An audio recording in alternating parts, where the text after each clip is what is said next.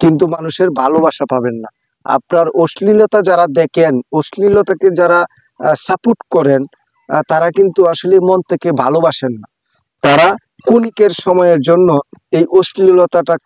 আমরা কন্টেন্ট ক্রিয়েটের কাজ করছি, ফেসবুকে কাজ করছি, আর কাজ করছি কিন্তু সফলতা অর্জনের জন্য, সফল হওয়ার জন্য ফেসবুকে।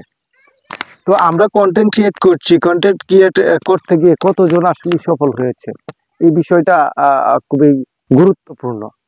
তার মাঝে অনেকেই দেখছি, অনেকেই কপি করে চাচ্ছেন যে একজন ভালো ক্রিয়েটর হবে। আমি বলবো কি, আসলে কপি করে কোনোদিন ভালো একজন ক্রিয়েটর হওয়া যায় না।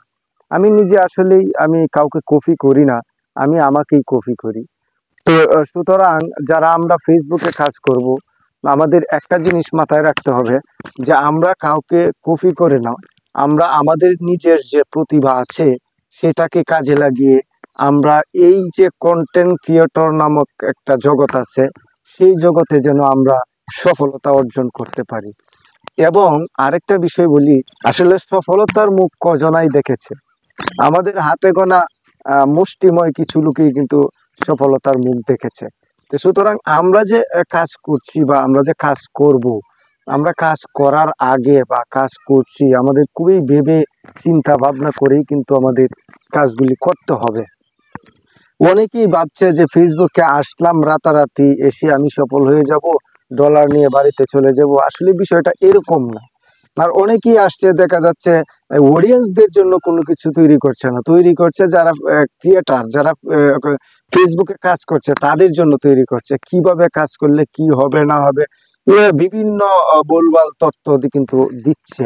এই ভুলভাল তথ্য থেকে কিন্তু অডিয়েন্সরা যেরকম বিব্রত হচ্ছে, সেই সাথে যারা কন্টেন্ট ক্রিয়েট নতুন করতে এসেছেন তারাও কিন্তু বিব্রত হচ্ছে।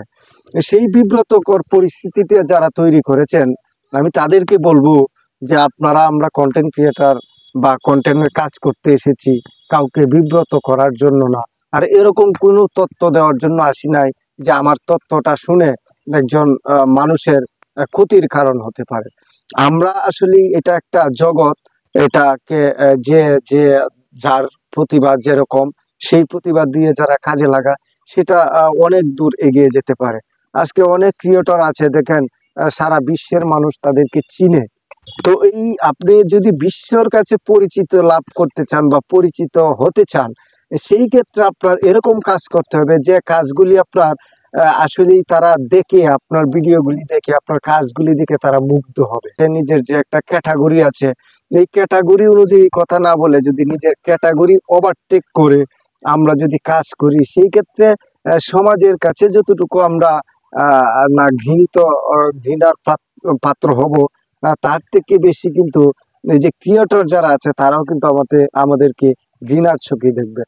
সুতরাং আমরা এরকম ধরনের ভিডিও তৈরি করব যে ভিডিওগুলি আপনার যারা ভালো মানের ক্রিয়েটর আছেন, যারা সেলিব্রিটি আছেন, তারাও যেন দেখে অনুমান করতে পারে যে ওই ছেলেটা যে ভিডিও করছে, ওই ছেলেটা যে কাজ করছে, ওই ছেলেটা একদিন অনেক দূর এগিয়ে যাবে।